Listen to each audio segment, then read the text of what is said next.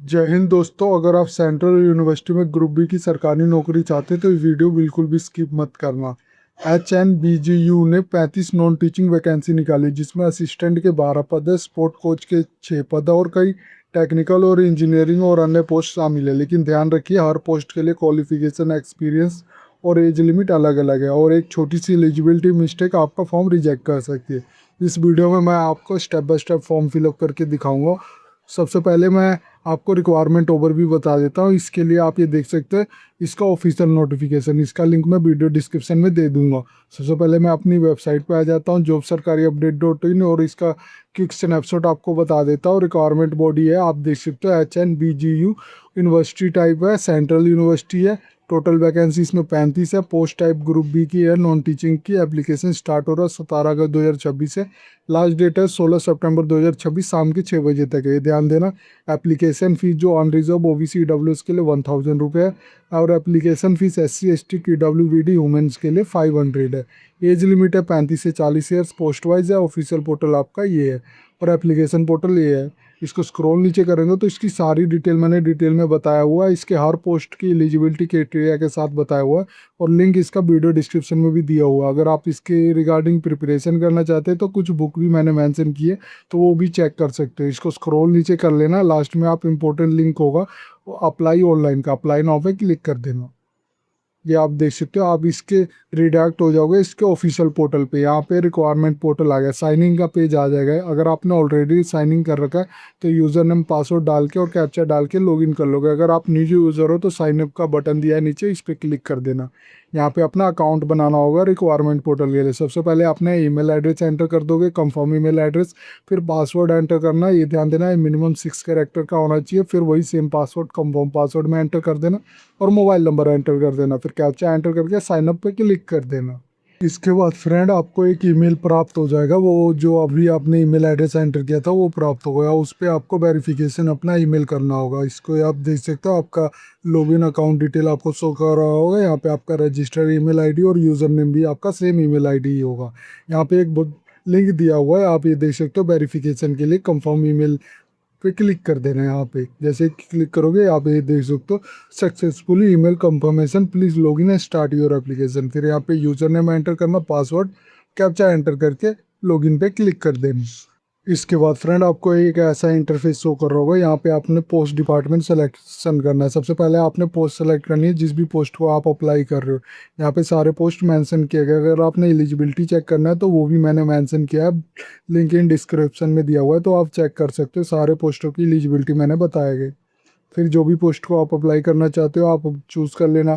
फिर organisation unit choose कर लेना, यूनिवर्सिटी कैंपस आएगा, और एडवर्टाइजमेंट सेलेक्ट कर लेना अपना। फिर कैटेगरी अपनी सेलेक्ट कर लें, जिस भी कैटेगरी को बिलोंग करते हो, SC ST PWD अनरिजर्व जो भी कैटेगरी। फिर PWD पूछ रहे हैं कि अगर आप पर्सन विद डिसेबिलिटी हो तो आपने बतानी है कि अगर टाइक हो, नहीं है हो तो नॉट एप्लीकेबल पे क्लिक कर देना। फिर I have read the advertisement पे क्लिक, चेक बॉक्स पे क्लिक कर देना, और चेक वैकेंसी पे क्लिक कर देना। यहाँ पे आप देख सकते हो अनरिजर्व के लिए वैकेंसी यस है, तो यहाँ पे अप्लाई का बटन है, अप्लाई पे क्लिक करते हो। इसके बाद फ्रेंड आप ऐसा इंटरफेस आ जाओगे। सबसे पहले आपने पर्सनल डिटेल एंटर करेंगे, फिर एजुकेशन, फिर एक्सपीरियंस, रिसर्च, फिर आपने NOC अपलोड प्रीव्यू करेंगे, और लास्ट में सबमिशन करेंगे। अगर आपने अभी भी अपनी कैटेगरी चेंज करनी है तो वो भी कर सकते हो। आप देख सकते हो कैंडिडेट कैटेगरी आपका शो कर रहा होगा, और PWD कैटेगरी भी। तो अगर चेंज करना तो चेंज कर सकते हो। फिर यहाँ पे सोल्यूशन सबसे पहले चूज़ कर लेना, जो भी यूज़ करते हो, मिस्टर मिसिस डॉक्टर जो भी यूज़ करते हो। फर्स्ट नेम आपने एंटर कर देना, मिडिल नेम है तो वो एंटर कर देना, लास्ट नेम है तो एंटर कर दूंगा। जेंडर सेलेक्ट कर लेना, मेल फीमेल या ट्रांसजेंडर। फिर नेशनलिटी चूज़ कर लेना, इंडियन ही आ रहा होगा। डेट ऑफ बर्थ आपने चूज़ कर लेना, जो भी आपका डेट ऑफ बर्थ है। फिर मैरिटल स्टेटस चूज़ कर लोगे, सिंगल, मैरिड, डिवोर्स, विडो।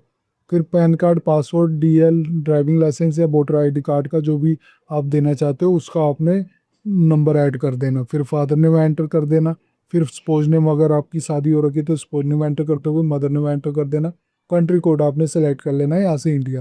आपका मोबाइल नंबर ऑलरेडी शो कर रहा होगा क्योंकि हमने रजिस्ट्रेशन करते समय एंटर किया था। फिर कंट्री कोड दोबारा आपने सेलेक्ट कर लेना। एरिया STD कोड आपने राइट कर देना, जो भी आपका। फिर लैंडलाइन फ़ोन नंबर अगर ऐड करना चाहते हो तो वो भी कर सकते हो। रिलीजन्स अपना ऐड कर देना, जो कि रिलीजन्स को बिलोंग करते हैं। अगर आप एक्स सर्विस मैन है तो येस कर लोगे।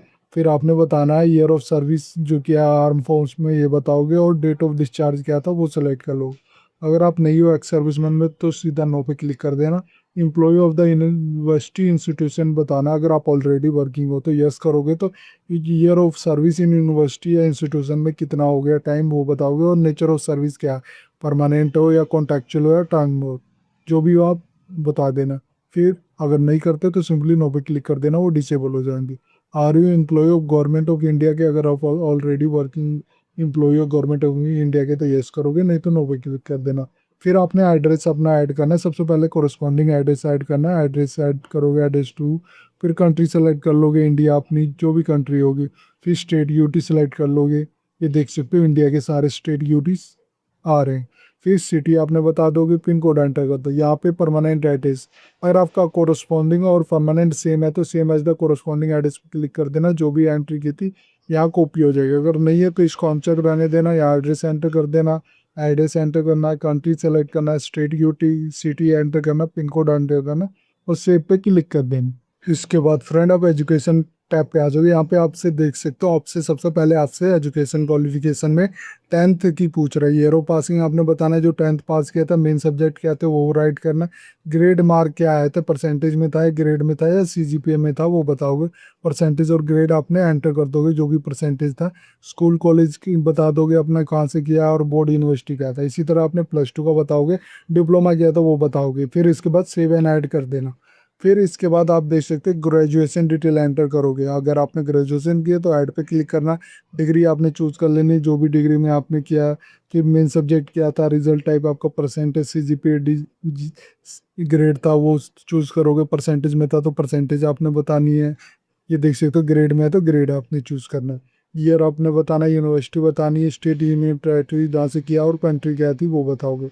इसी तरह अगर आपने एमफिल पोस्ट ग्रेजुएशन डिटेल किया तो वो ऐड कर सकते हो, एमफिल डिटेल ऐड कर दोगे। सेव एंड ऐड पे जरूर क्लिक कर देना, एक बार ऐड करो। इसी तरह पीएचडी की डिटेल है तो वो भी एंटर कर देना। फिर अदर क्वालिफिकेशन भी जैसे किया हुआ है आपने तो वो भी एंटर कर सकते हो, ऐड पे क्लिक करके आप ये देख सकते हो। फिर इसके बाद नेक्स्ट सेक्शन को क्लिक कर देना। इसके बाद फ्रेंड आप एक्सपीरियंस टैब पे आ जाओगे, यहाँ पे आप देख सकते हो सबसे पहले आपने रिलेवेंट वर्क एक्सपीरियंस है ऐड करना है। ऐड पे क्लिक कर देना है, यहाँ पे टाइप बताना है administrative, technical, financial, both admin या फिर टेक्निक्स एनी अदर, जो भी है आपका वो चूज़ कर लेना। नेम ऑफ द ऑर्गेनाइजेशन बताओगे, प्रोफाइल डिटेल आपने बता देनी है, डेजिनेशन जिस डेजिनेशन पे काम कर रहे थे, पे बैंड और ग्रेड पे जो आपको मिल रहा था वो बताओगे, pay level as the 7 CPC equivalent है तो वो बताओगे। टाइप ऑफ एम्प्लॉयमेंट क्या थी, परमानेंट, टेम्परेरी, डिप्यूस ऐड हो गया, कॉन्टैक्ट बेस पे था, जो भी था वो बताओगे। कब से कब तक कर रहे थे वो आपने बता देना, फिर ऐड पे क्लिक कर दोगे। इसी तरह फिर प्रेजेंट एम्प्लॉयर डिटेल बताओगे, नेम ऑफ द पोस्ट का बताओगे, टाइप ऑफ एम्प्लॉयमेंट था, परमानेंट, कॉन्ट्रैक्चुअल, टेम्परेरी, जो भी था वो बताओगे। डेट ऑफ बर्थ, अपॉइंटमेंट कब थी, और एम्प्लॉय में ही नेम क्या है ये बताना, एम्प्लॉयर नेम।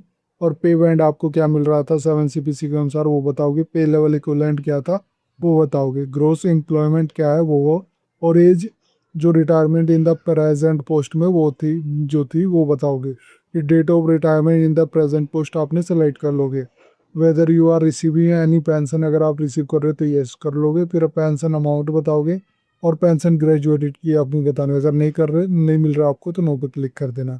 फिर नेक्स्ट सेक्शन पे क्लिक कर देना, सेव करके नेक्स्ट सेक्शन पे क्लिक कर देना। इसके बाद फ्रेंड आप रिसर्च टैब पे आ जाओगे, यहाँ पे आपसे पूछ रहे हैं, ये ध्यान देना, रिसर्च पेपर, रिव्यू आर्टिकल या कॉन्फ्रेंस प्रोसीडिंग, अगर आपने कुछ किया हुआ है तो उसके बारे में आप अपनी जानकारी दे सकते हो, अगर नहीं किया तो ये ऑप्शनल भी है, ये ध्यान देना। अगर किया हुआ है तो ऐड पे क्लिक कर देना, आपने पब्लिशन टाइप बताना, title of paper, journal name, page journal, index, impact factor, DOI क्या था उसका, enter value number, enter issue number, ISN ISBN number और रेफर ऑथर ईयर आपने बता दोगे, और सेव ऐड पे क्लिक कर देना। ये ध्यान देना ये ऑप्शनल है। फिर इसी तरह अगर आपने रिसर्च पब्लिकेशन किया है बुक, चैप्टर या एडिटर वर्क या आर्टिकल में तो वो बता सकते हो, ये भी ऑप्शनल है। और रिसर्च प्रोजेक्ट किया है तो वो भी बता सकते हो, ये ऑप्शनल है। अगर नहीं किया तो सीधा नेक्स्ट सेक्शन पे क्लिक कर सकते हो। इसके बाद फ्रेंड आप मिसलेनियस इंफॉर्मेशन टैब पे आ जाओगे, यहाँ पे आप देख सकते हो सबसे पहले मिसलेनियस इंफॉर्मेशन ऐड करना है। ये बताना है कि कितना टाइम लगेगा आपको ज्वाइनिंग में, इन डेज में बता दो नहीं। फिर do you have a computer proficiency certificate है तो यस कर लोगे, नहीं है तो नो पे क्लिक कर देना। फिर यहाँ पूछ रहा है candidly describe your contribution to the institute where you work. जहाँ पे आप वर्क कर रहे थे आपका क्या कंट्रीब्यूशन था वो आपने डिस्क्राइब कर देते हो। What make you suitable for the post you apply. जिस पोस्ट को आप अप्लाई कर रहे हो वो आपको सूटेबल किस तरह बनाती है ये आपने बताना है अपने बारे में। ऑनर एंड अवार्ड अगर आपको कभी मिला है तो वो बताओगे। फिर डिस्क्लोजर आ गया। यहाँ से आपको पूछ रहा है कि हैव यू बीन डिबर्ड या पनिश किया adopting unfair meaning examination in the institution. Board university ने अगर आपको कभी पनिश किया तो उसके बारे में बताओगे यस या नो। यस करोगे तो आपने पनिशमेंट डिस्क्रिप्शन बताना है। नो पे क्लिक करोगे तो ये रिमूव हो जाएगा। Do you have involve any administrative malpractice में अगर आप कभी इन्वॉल्व हुए तो यस करके अपनी जानकारी दोगे नहीं तो नो पे क्लिक कर देना। Have you been involve any financial irregularity में अगर आप इन्वॉल्व हुए तो वो जानकारी दोगे नहीं तो नो पे। फिर अभी डिस्चार्ज और dismiss from any previous employment अगर अभी कभी डिस्चार्ज या डिसमिस किए गए हो प्रीवियस एम्प्लॉयमेंट में तो यस करते जानकारी दोगे नहीं तो नो पे क्लिक कर देना। इज देयर एनी पेंडिंग और contemplate disciplinary proceeding against you अगर आप कभी आप पे पेंडिंग है या कंटेम्पलेट डिसिप्लिनरी प्रोसीडिंग आप पे कभी कुछ किया गया है तो उसके बारे में यस करके जानकारी दोगे नहीं तो नो पे क्लिक कर देना। फिर यहाँ पे बोल रहा है two referees familiar with the profile and professional qualification. यहाँ पे आपको ऐड करना है टू रेफरीज मतलब कोई जो आपके सिमिलर प्रोफाइल पे काम कर रहा हो उसका रेफरेंस टाइप का आपका देना है। टू यहाँ पे फुल नेम उसका एंटर कर देगा। इंस्टीट्यूट एफिलिएशन क्या कहा उनका और डेजिग्नेशन एड्रेस कॉन्टैक्ट नंबर और ईमेल एड कर देना। इसी तरह दो आपने ऐड कर देना। फिर सेव एंड नेक्स्ट पे क्लिक कर देना या सबमिट पे क्लिक कर देना। इसके बाद फ्रेंड आपसे पूछेगा ये लैंग्वेज के बारे में जो आपको आती है। यहाँ पे एडिट डिटेल कर लेना। यहाँ पे आपको जो भी लैंग्वेज आती है जैसे मान लो कि इंग्लिश आती है स्पीक करने आती है तो चेक कर लेना। रीड करने आती है चेक बॉक्स। राइट नहीं करना आती तो अनचेक रखोगे। अगर सब कुछ आता है तो रीड राइट चेक करो। इनसे हर लैंग्वेज ऐड कर दोगे जो भी आपको लैंग्वेज आती है। फिर सेव एंड ऐड पे क्लिक कर दोगे। इसके बाद फ्रेंड आप एनओसी डिक्लेरेशन टैब पे आ जाओगे। यहाँ पे आप देख सकते हो नो ऑब्जेक्शन सर्टिफिकेट ऐड करना। अगर आप ऑलरेडी कहीं वर्किंग कर रहे हो और आपको ऑब्जेक्शन सर्टिफिकेट यहाँ पे ऐड करना होगा। Please select the checkbox if NOC is note. अगर आपके पास एनओसी नहीं है तो यहाँ पे आप चेकबॉक्स बनाए इसको आज चेक कर देना। तो फिर यहाँ पे आप देख सकते हो वो फील्डें रिमूव हो जाएंगी। अगर इसको अनचेक रहने देना फिर अगर आपको पास एनओसी है तो एनओसी इशू अथॉरिटी आपने बतानी है। प्लेस बताना है डेजिनेशन किस डेजिनेशन पे काम कर रहे थे और डेट ऑफ इंशू किया गया है वो बताओगे जिस दिन इशू किया है और एड्रेस आपने एंटर कर दोगे। अगर आपके पास नहीं है एनओसी तो सिंपली अनचेक चेकबॉक्स पे क्लिक करना सेव पे क्लिक कर देना। इसके बाद फ्रेंड आप अपलोड टैब पे आ जाओगे। यहाँ पे आप देख सकते हो सबसे पहले आपने relevant document supporting all section are compulsory. ये ध्यान देना सारे सेक्शन जो भी है आपने अपलोड करना है जो भी आपने डिटेल एंटर की थी। सबसे पहले आपने recent passport size photograph upload करनी है। ध्यान देना मिनिमम साइज 20 KB होनी चाहिए और मैक्सिमम साइज 100 KB से ज़्यादा नहीं होनी चाहिए और जेपीजी फॉर्मेट में होगा। इसी तरह आपने सिग्नेचर अपलोड करोगे। फिर एक सर्टिफिकेट यानी 10th का सर्टिफिकेट अपलोड करोगे for date of birth proof के लिए। फिर PAN passport DL voter ID proof upload करोगे। ये ध्यान देना ये जेपीजी पीएनजी पीडीएफ फॉर्मेट में हो सकता है। 100 KB मिनिमम होगा और मैक्सिमम 500 KB से ज़्यादा नहीं होनी चाहिए जो भी डॉक्यूमेंट अपलोड करोगे। फिर additional upload detail upload only JPG PNG PDF file maximum size 100 KB each accepted जिससे 500 KB से ज़्यादा एक्सेप्ट नहीं किया जाएगा। ये ध्यान देना। फिर एकेडमिक का अपलोड करना आपने सर्टिफिकेट जो 10th का था 12th का सर्टिफिकेट डिप्लोमा सर्टिफिकेट जो भी आपने अभी एजुकेशन क्वालिफिकेशन या एक्सपीरियंस में ऐड किया था वो सब कुछ शो कर रहा होगा तो आपने उसको चूज फाइल करके आप अपलोड कर लेना। फिर इसके बाद नेक्स्ट सेक्शन पे क्लिक कर देना। इसके बाद फ्रेंड आप प्रीव्यू टैब पे आ जाओगे। यहाँ पे आप देख सकते हो जो भी अभी तक आपने डिटेल एंटर की थी वो सब कुछ शो कर रहा होगा तो उसको एक बार रीवेरीफाई और रीचेक जरूर कर लेना क्योंकि जब एक बार सबमिट हो जाएगा तो आप दोबारा चेंज नहीं कर सकते। यहाँ पे आप देख सकते हो no objection certificate I shall produce the no objection certificate before at the time of interview या डॉक्यूमेंट वेरिफिकेशन। अगर आपने एनओसी देना है तो उस टाइम पे आपको ज़रूरत पड़ेगी इंटरव्यू और डॉक्यूमेंट वेरिफिकेशन पे। ये ध्यान देना नो ऑब्जेक्शन सर्टिफिकेट। फिर डिक्लेरेशन आ गया। यहाँ पे आई एग्री पे क्लिक कर देना। नेक्स्ट सेक्शन पे क्लिक कर देना। इसके बाद फ्रेंड आप सबमिशन टैब पे आ जाओगे। यहाँ पे आप देख सकते हो आपकी कैटेगरी शो कर रही होगी। जो मैंने कैटेगरी सेलेक्ट की थी वो शो कर रहा है। एक चीज़ और ध्यान देना, अगर आपको कोई भी इंफॉर्मेशन मिस हो जाती है, कोई डॉक्यूमेंट या कुछ आपने एक्सपीरियंस नहीं अपलोड किया होता, तो आपको जब आप रिव्यू के बाद सबमिट करते हैं तो आपको सब कुछ शो कर रहा होता है। तो वो ज़रूर आपने सबमिट कर लेना, फिर आपको तभी ये शो करेगा। और ये आप देख सकते हैं सब कुछ ग्रीन हो चुका है। यहाँ पे मैं अनरिजर्व पे सेलेक्ट कर लेता हूँ, प्रोसीड फॉर सबमिशन पे क्लिक कर देता हूँ। यहाँ पे आप देख सकते हो, यहाँ पे प्रोसीड फॉर पेमेंट आ गया। Application name, advertisement name, email address, ये सब कुछ मेरा शो कर रहा है। पेमेंट देख सकते हो 1000 रुपये मुझे पे करना है। फिर यहाँ पे आप देख सकते हो प्रोसीड फॉर पेमेंट गेटवे पे मैं क्लिक कर देता हूँ। यहाँ पे क्लिक है टू मेक ए पेमेंट पे क्लिक कर देता हूँ मैं। ये आप देख सकते हो ये पॉपअप ओपन हो गए। इसका अब मेरे पास ऑप्शन है कि मैं UPI, credit card, net banking, wallet, जिसके भी थ्रू करना चाहता हूँ कर सकता है। एक बार जब मैं पेमेंट सबमिट हो जाए तो मैं ट्रांजैक्शन हिस्ट्री ज़रूर रख लेना, और आपका फॉर्म कंप्लीट हो जाएगा। और अपना रजिस्ट्रेशन फॉर्म भी डाउनलोड कर लेना, इस तरह फॉर्म आपका कंप्लीट हो जाएगा।